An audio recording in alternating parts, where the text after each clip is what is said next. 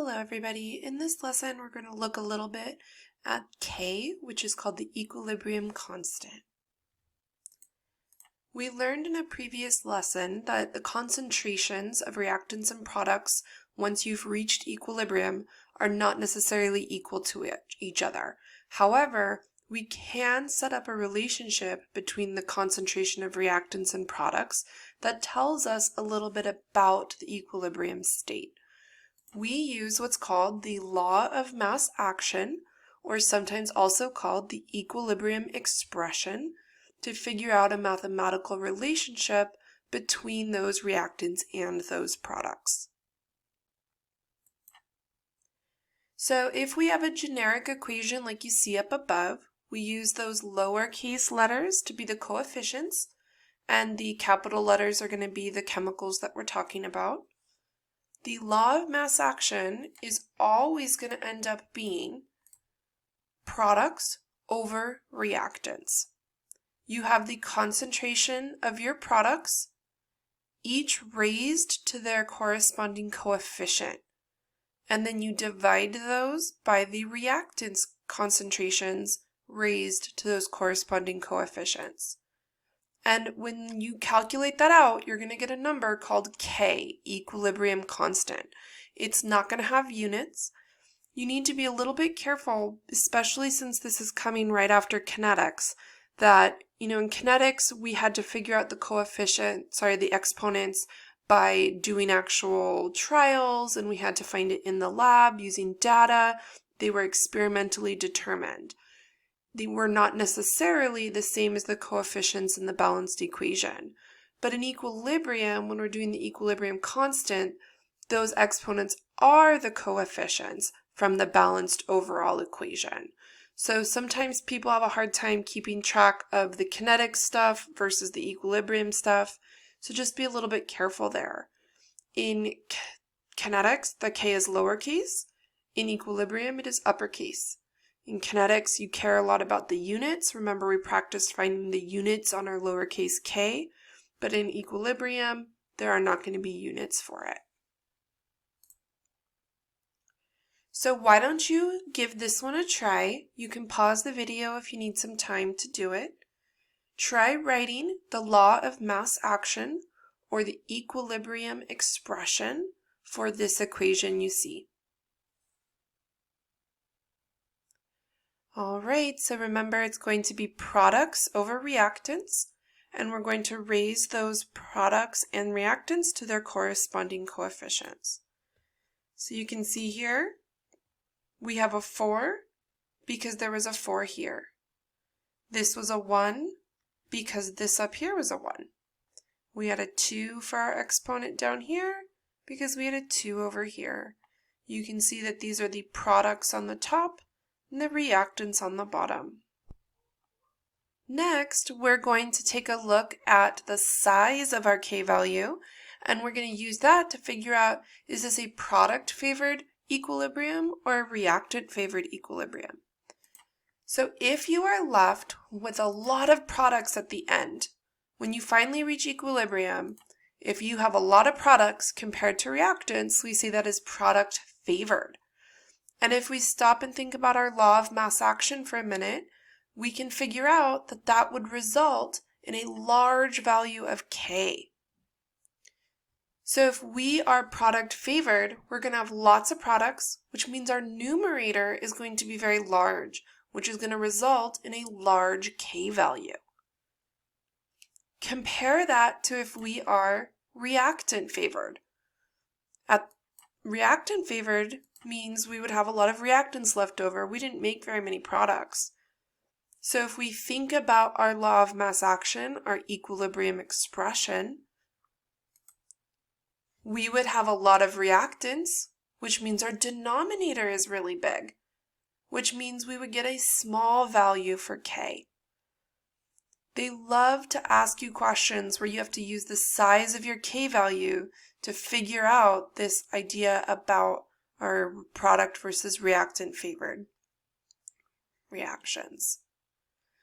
Next, let's take a look to see how we can alter our K value if we do things like reverse our reaction or maybe we multiply it. Remember kind of that Hess law type stuff we would do earlier in the year.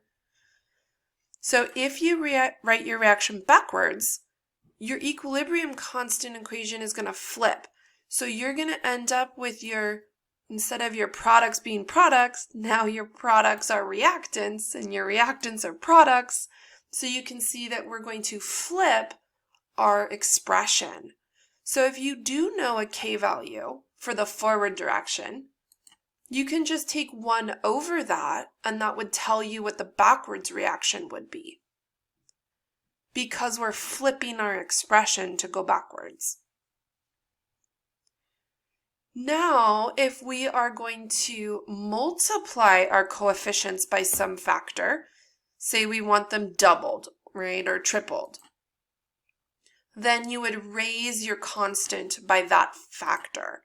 So if we double, for example, our expression, now you can see, look what happens to all our exponents. That's the same as if you just squared this entire value. So your new K value would be the original K value raised to whatever factor you multiplied your expression by. If you're going to add equations together, you end up, if you notice, here's K1, here's K2, but if I add these together, the B's will cancel out. Now I'm going to have just this as my overall equation, right? And if you see here, I'm multiplying my expressions together, aren't I? And those B's cancel out. So your new K value is just your old K values for your individual reactions multiplied by each other. This allows us to do Hess law type problems with equilibrium constant values. Another thing you may have to do sometimes is do an equilibrium problem, but instead of having concentrations, you may have pressures of gases. So if you remember back when you learned about gases, we use partial pressures instead of concentrations. So you can get a K value instead of using Kc, which stands for concentration, you can use Kp, which are pressure-based values. Very important that you don't put square brackets around your pressures. That's, not something we ever want to see. Square brackets are only for concentrations. You want to use the P to indicate pressure. Sometimes you may be asked to convert from Kp to Kc or vice versa. So one thing we want to do is use atmospheres. Typically that's what we're going to do because there will be an R value. The unit conversion is not going to work out exactly right. Your Kp and Kc are not going to be the same values necessarily. They might be the same if you're not changing the number of moles during your reaction, but that's not a common occurrence, right? Normally the number of moles might be different. So if you want to convert a concentration K value to a pressure K value, this is the equation you would use. You would take your concentration K value and multiply it by RT raised to the change in the number of moles of you had compared from reactants to products. That would allow you to convert back and forth. It doesn't happen often, but it happens often enough that I would for sure make sure that this is in your notebook. You could convert if you do a bunch of substitutions, and you rearrange a bunch of things using your ideal gas law. You can figure out a concentration for a substance based on its partial pressure. This is just a manipulation of our values, right? We know an ideal gas law. We understand that concentration is moles over volume. So if you can use ideal gas law to calculate moles, right, you could get a concentration. So you can relate that to the pressure. You can go back and forth between concentrations and pressure. Now, some of you math types might love walking yourself through deriving the relationship between the Kc and Kp value. If that's something that interests you, you can see here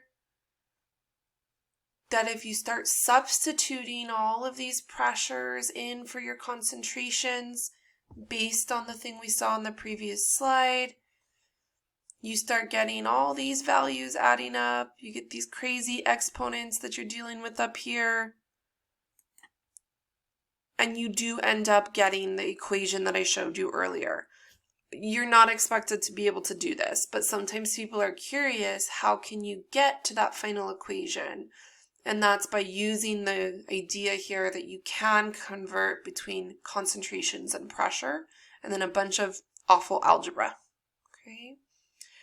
Now, one thing to remember is that if you have solids or pure liquids mixed into your equation, if you have an equilibrium situation that has multiple phases, you have to remember that the solids and liquids don't play a part in this. And that's because they don't really have concentrations the way we think of them. They don't really change like a aqueous would or a gas.